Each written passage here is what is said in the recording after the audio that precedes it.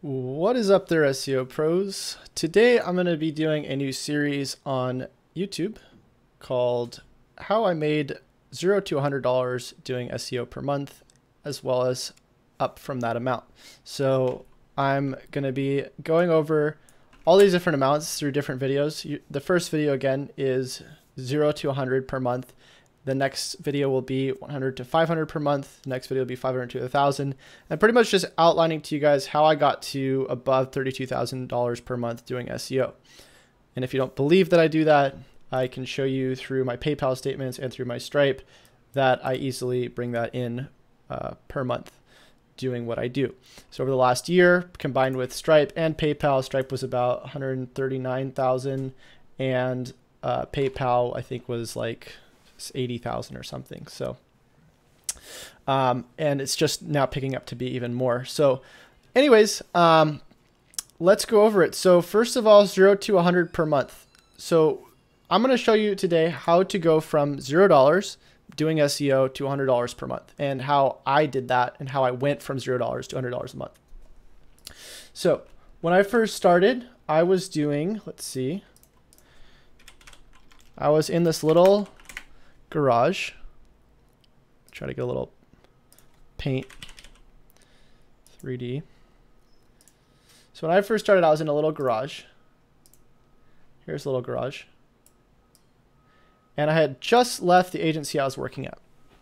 So technically I was making more. I was making about 40K per year or 50K per year doing SEO, but I'm talking specifically in this series how to go from making 0 to 100 on your own terms, not on other people's paying you terms, in a sense, like you're not getting hired by an agency.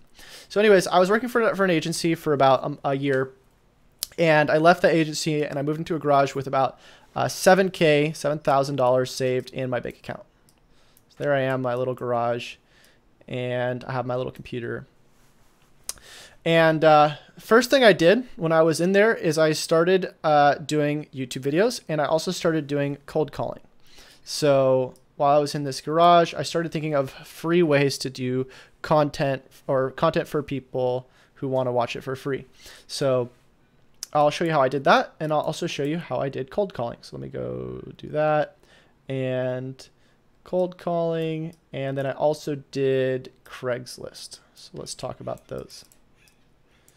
So again, at this point, no money generated. The first thing I started with was YouTube. So I started doing YouTube videos, and the way I did that is I got a little software called OBS. Show you what it looks like. It's a free software. And what it does is it gives you the ability to just click on this little display capture and record your screen and as well your face. So this is what I'm using right now to record this video and also live stream. And basically all I did is I tried to do 3 to 4 videos a day, sometimes a lot more, kind of just going over what I know about SEO. So I talked about local SEO, I talked about national SEO, I talked about affiliate SEO, and pretty much anything that I could figure out was a autocomplete search. So if I go to YouTube right now, here, and I type in SEO 2018, you'll see we got complete guide, link building, tutorial, update, Google course, so on and so on. So I would just figure out, okay, SEO 2018 tutorial, what are people making content around about this? And I would see all these different things, and I go, okay, great. I'm going to create content for that as well.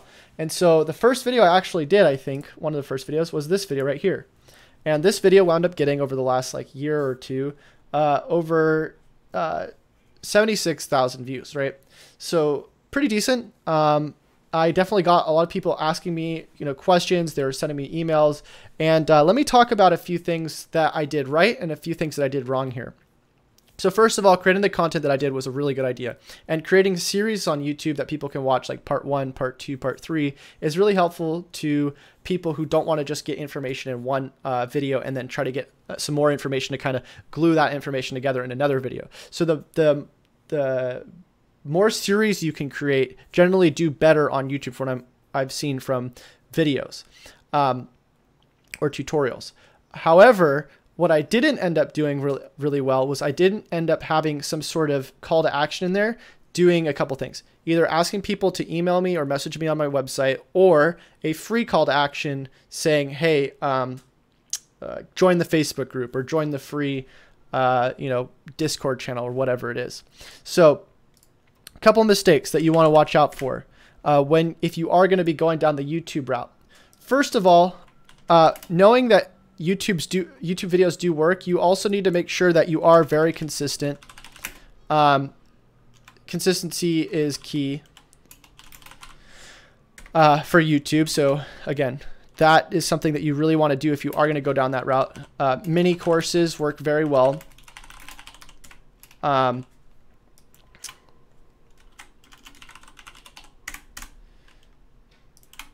The leads from YouTube usually don't come in.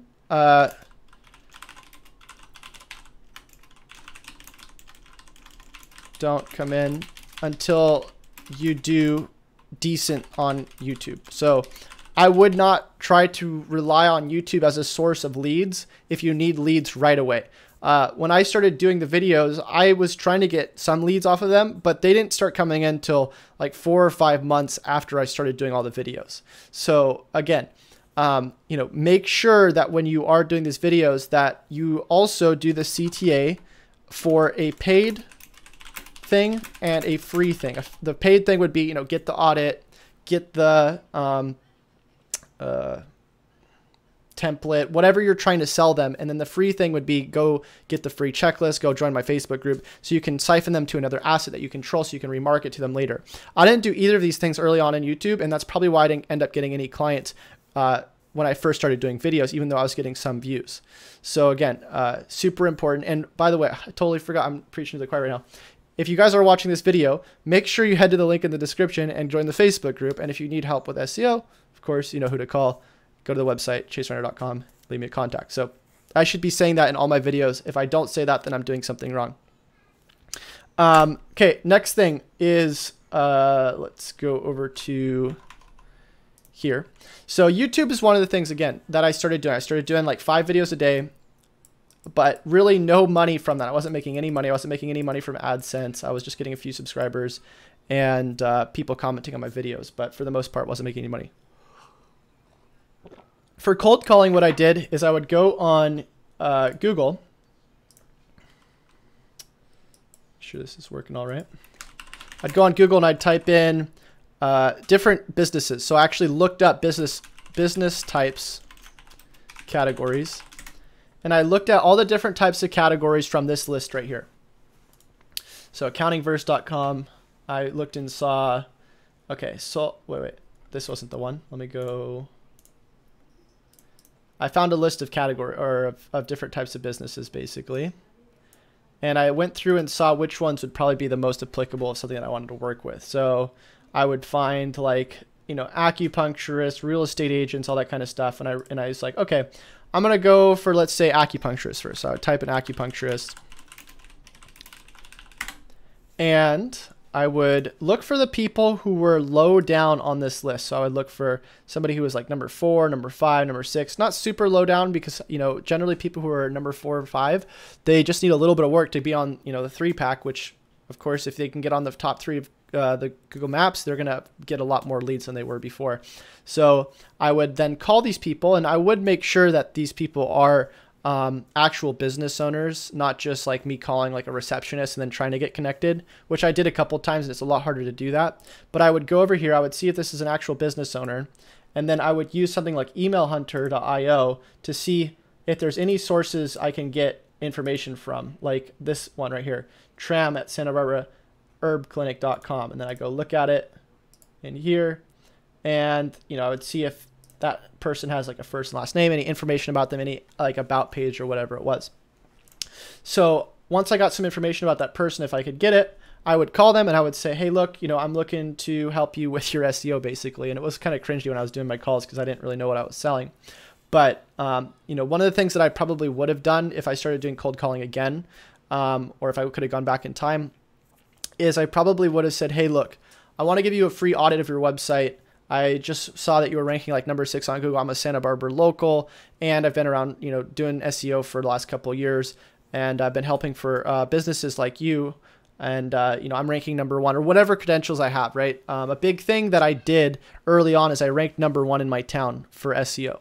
I know that doesn't sound like very impressive because there's like no real people actually looking for SEO in my town, but to actually pitch that to another business owner saying, hey, I'm #1 in this town doing SEO, super good selling point. And if you're looking to learn local SEO, I have courses for that show how I was able to rank in this town. I actually have me going and buying the domain and optimizing it on my website. So, but either way, if you can learn local SEO, super important. And you know, I would try to start there if I were you, rather than try to go for say something national early on, because local clients are going to be a way to scale up your business a lot faster than trying to go for perhaps national clients where it's more competitive. So anyways, that's what I did for cold calling. I wound up getting 1 client out of the 10 that I called. So, or I called like 10 or 15. One of the clients wound up, I did a free consultation. I met them at a coffee shop and they gave me $300 a month to work on their site.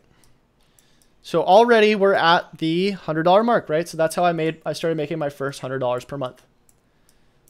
But while I was also doing that, I was also on Craigslist, right? I was on Craigslist and I was posting services in the services section. So on Craigslist, I was going over here and I was typing in, you know, my different ads. I would post ads on the different services, but unfortunately now you actually have to pay for those. And I tried doing that again a little while ago as a test and I didn't get anybody hitting me up from it. So I think it's sort of a dead source, but it did work back in the day. It may work for you. I wound up getting, I think, 1 client off of that, which was like a holistic doctor.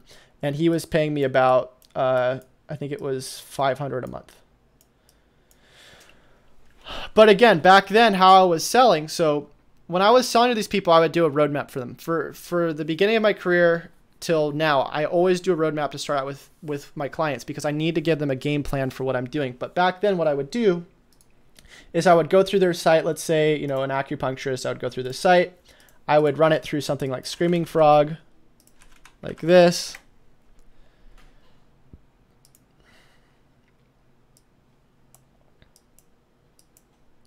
Here we go.